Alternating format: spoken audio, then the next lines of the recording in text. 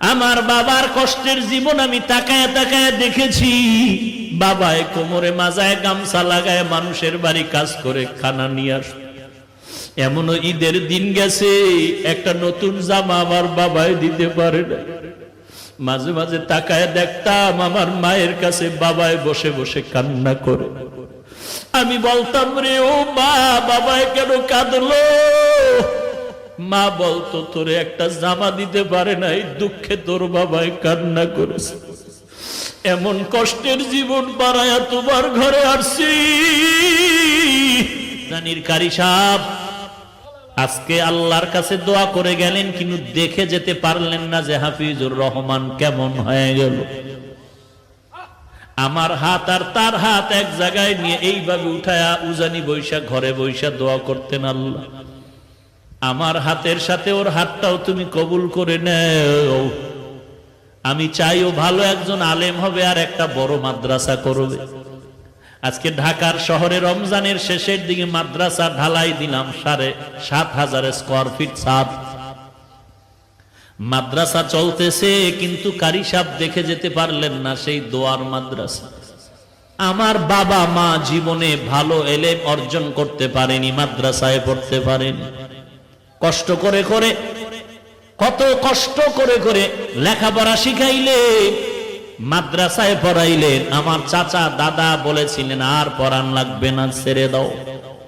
আমার বাবায় যদি ঠান্ডা হয়ে যাইতেন, খোদার কসম এই পথে আর আসার কোন সৌভাগ্য হতো না। উজানির জমিনে ঘুমান্ত কারি ইব্রাহিম রহমাতুল্লাহ আলাইহের 11 সন্তানের ছোট সন্তান কারি মঞ্জুর আহমদ রহমাতুল্লাহ আলাই আমার আব্বাকে এত ভালোবাসতেন। আমাদের বাড়িতে শত শতবার গিয়েছেন সেই কুয়াকাটা। একদিন কয়, সন্তানটারে আমার হাতে দাও। ঢাকা আসার পরে আমাকে নিয়ে আসলেন কচুয়া মাদ্রাসার ভেতরে। আর ওই উজানির কারি ইব্রাহিম রহমাতুল্লাহ আলাইহির কবরের কিনারায় গিয়া 11তম সন্তান গিয়া আমার আব্বার হাতটা ধরে নিয়ে বলতেন, আব্বা জান, কুয়াকাটার একজন গরিব মানুষ আপনার দরজায় দাঁড়ানো আছে।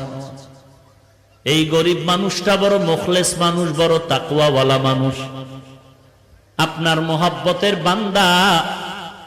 বাচ্চার মতো যেমন বাবার কাছে আবদার করে এমন আবদার করে, আব্বা জান, বাবা জান, এই গরিব মানুষটার সে কবর জিয়ারত করে, আল্লাহর কাছে একটু দোয়া করবেন, আল্লাহর কাছে বলবেন। আব্বা জান এখনো বলেন আর মাঝে মাঝে কান্না করেন। উজানির কারি মঞ্জুর আহমদ রহমাতুল্লাহ আলাইহি, যিনি চরমনায়ের বছরে 2 বার মাহফিলের স্টেজে সূরা হাশরের শেষ 3 আয়াত তেলাওয়াত করতেন, যার তেলাওয়াত এখনো ক্যাসেটে শুনলে চোখের পানি ধরে রাখা যায় না। এরে নবীর উম্মতের দল, গাছ একদিনে বড় হয় না, আস্তে আস্তে বড় হয়। মানুষ একদিনে ভালো হতে পারে না। জানির কারি সাহেব কারি মঞ্জুর আহমদ 11 জন সন্তানের সর্বশেষ সন্তান। আমার মনে আছে বারবার আমাকে নিয়ে দোয়া করতেন, আল্লাহ ওই কুয়াকাটার সন্তানের নিয়ে আসলাম, তুমি তার একজন ভালো আলেম বানায় দাও আল্লাহ। আজকে আল্লাহর কাছে দোয়া করে গেলেন, কিন্তু দেখে যেতে পারলেন না যে হাফিজুর রহমান কেমন হয়ে গেল।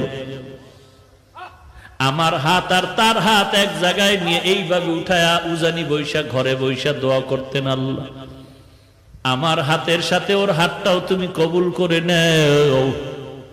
আমি চাইও ভালো একজন আলেম হবে আর একটা বড় মাদ্রাসা করবে। আজকে ঢাকার শহরে রমজানের শেষের দিকে মাদ্রাসা ঢালাই দিলাম 7,500 স্কয়ার ফিট ছাদ। মাদ্রাসা চলতেছে, কিন্তু কারি সাহেব দেখে যেতে পারলেন না সেই দোয়ার মাদ্রাসা।